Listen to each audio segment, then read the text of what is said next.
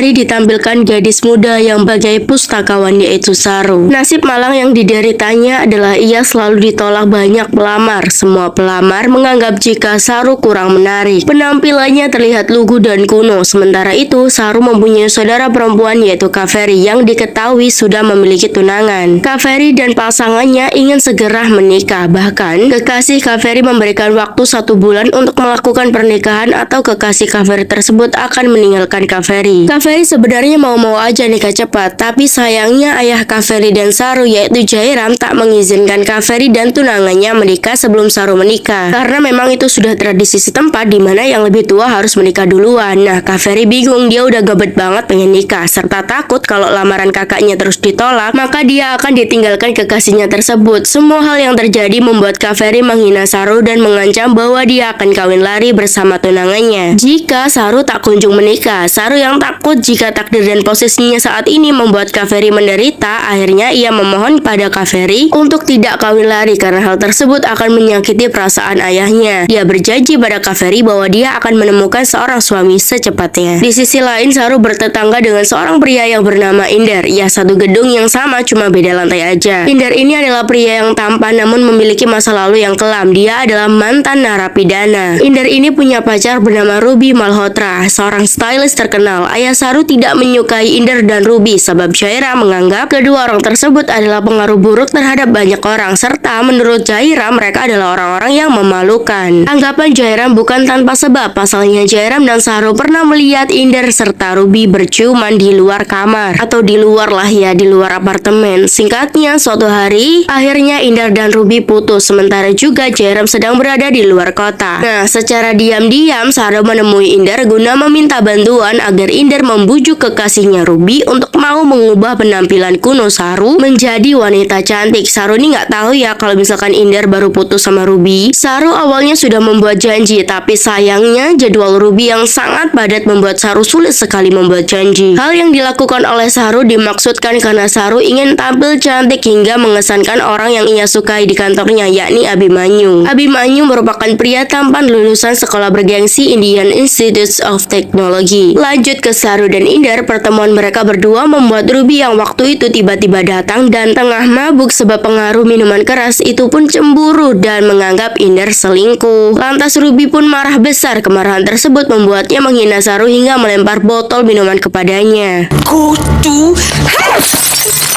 Beruntungnya Inder melindungi Saru. Pecahan botol tersebut mengenai bagian belakang tubuh Inder dan ia terluka parah. Saru pun membantu Inder karena ia merasa bersalah udah menciptakan kesalahpahaman antara Inder dan Ruby. Padahal pasangan tersebut awalnya udah putus ya. Namun saat Saru membantu Inder untuk membeli obat menjaga keamanan apartemen, salah paham. Ia mengira kalau Saru dan Inder ada apa-apa karena mereka berdua malam-malam berdua ya kan. Dari kejadian itu lantas penjaga keamanan tersebut menghubungi warga yang berpengaruh di lingkungan tersebut. Singkatnya, setelah membeli obat, Saru dan Inder kembali ke apartemen. Di sini Saru merasa masih bersalah ya. Ketika ia akan beranjak pulang, ia mendapati perban di tubuh Inder yang sedang tidur itu di kasur tiba-tiba terlepas sehingga membuat darah Inder berceceran. Saru yang melihat itu pun gak tega dong pastinya. Ia mencoba memperbaiki perban yang terlepas tersebut. Kejadian itu bersamaan dengan warga apartemen yang datang melihat Inder dan Saru berada di kasur dengan posisi cukup dekat. Terus lo tahu ditambah lagi Jairam pulang lebih awal dari luar kota. Langsung dah tuh diajak buat gerebek apartemen Inder. Melihat itu warga apartemen tersebut berpikir negatif. Ia salah paham terhadap apa yang sedang Inder dan Saru lakukan di kamar. Mereka mulai mengompor-ngompori Jairam. Ginilah gitulah. Puncak sedihnya adalah ketika Jairam bilang jika anak tertua saya mulai hari ini sudah meninggal, saya akan segera melaksanakan upacara kematiannya. Gitu, terus malah ngajak warga yang ada di situ juga buat hadir di upacaranya. Kan bejel banget kan ya. Setelah itu Jaira meninggalkan apartemen Inder bersama dengan tetua yang ngeselin tadi. Di sini Saru pecah banget tangisnya. Bayangin gak sih cinta pertamanya bilang kalau dia udah meninggal padahal masih bernyawa, woi. Saru memberitahu fakta sebenarnya yang terjadi kepada ibunya, tapi ibunya tuh kayak kasihan. Tapi ya udah gitu, dia nggak bisa berbuat apa-apa ya karena yang berkuasa dalam rumah tersebut ya Jairam. Terus Terus cuma kejadian ini Jairam menyetujui pernikahan Kaveri dengan tunangannya. Lalu Inder melihat Saru dikituin ayahnya, nggak tega. Ia membantu Saru dengan memberikan Saru tempat tinggal yang terlihat sangat tak layak. Ini ceritanya Jairam nih ngusir Saru secara halus nih ya. Namun karena udah kepepet banget Saru nih ya, nggak punya tempat tinggal, nggak tahu lagi mau tinggal di mana. Saru pun dengan senang hati mau menerima tawaran Inder untuk tinggal di rumah tersebut. Ia meminta satu bantuan lagi ke Inder untuk menemaninya membeli perlengkapan rumah dan mengubahnya menjadi rumah indah yang layak. Tak hanya itu, Inder juga membantu Saru menjadi wanita yang benar-benar cantik dan modern. Dengan penampilan baru Saru, ia berhasil menarik perhatian Abhimanyu. Di waktu bersamaan pula, si Inder ini juga mulai jatuh cinta dengan Saru. Tetapi dia takut, ia memilih menahan perasaannya bahkan sampai Abhimanyu melamar Saru. Inder payah nih keduluan kan ya. Inder tetap diam aja nih meskipun Saru itu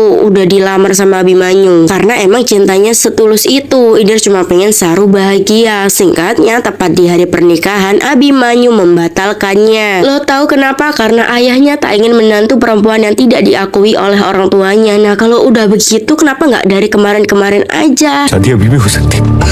कैसी शादी? तुम्हें तो उसे मुक्का मारना चाहिए। मारो मारो उसे मारो।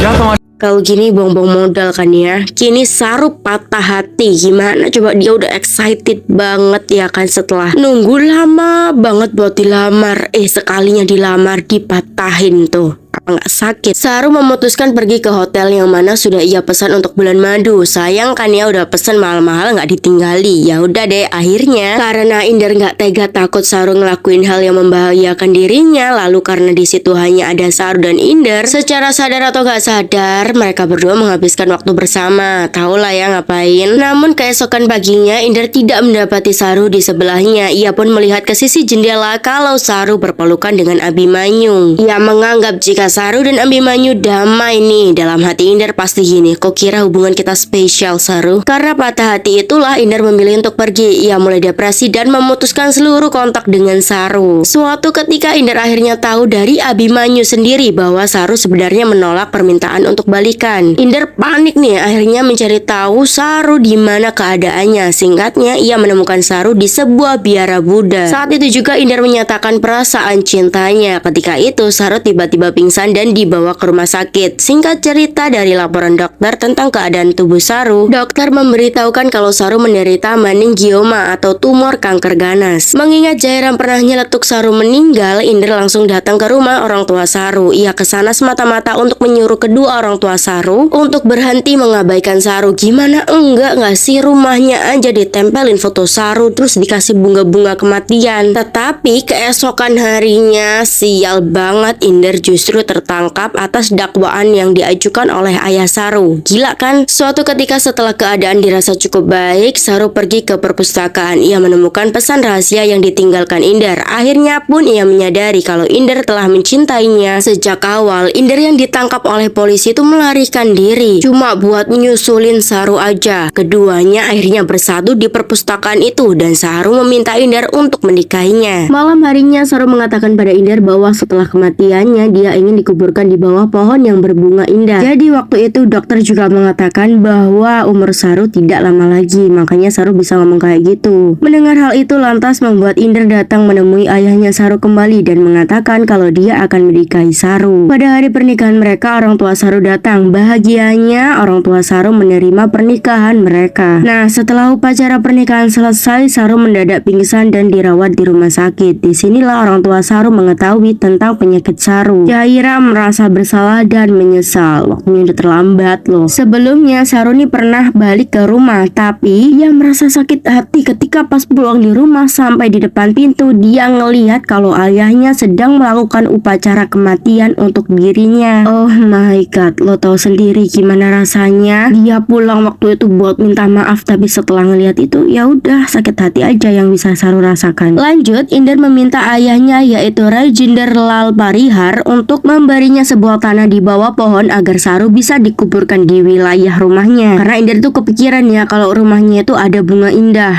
Pohon maksudnya. FYI, hubungan Rajinder dengan Indra ini emang kurang baik ya. Pasalnya dengan kasus yang Indra alami dulu yang sampai di penjara itu membuat ayahnya Indra ini benci sama Indra. Padahal nih ya, Rajinder ini seorang pengacara hebat, tapi dia nggak mau menangani kasus anaknya. Kasus Indra sendiri itu adalah dia membunuh pamannya sendiri. Hal itu dilakukan bukan tanpa sebab, karena si paman itu mau menodai pengasuh dari Indra. Tapi ya memang bapaknya ini nggak peduli ya, makanya Indra dibiarin gitu aja. Tepat setelah dokter mengatakan jika Saru tidak berumur panjang, saat kedua orang tua Saru menyesal saat Saru mendapatkan cinta dalam hidup, Tuhan berkata lain. Bukan untuk meneruskan bahagianya, tapi pada akhirnya Saru meninggal tepat di pelukan Indra. Emang ya, ucapan adalah doa. Sementara itu Indra dan ayahnya Rajinder akhirnya dapat berbaikan lagi. Kini Indra menjadi pengacara yang sukses yang telah berhasil memecahkan banyak kasus hukum, dan kini Indra tengah berada di depan kuburan Saru. Hikmah yang bisa kita ambil dari film ini, celah hikmahnya adalah kita nggak boleh sembarangan ngomong ya. Hati-hatilah dalam berbicara. Udahlah pokoknya kayak gitu, dan film pun tamat.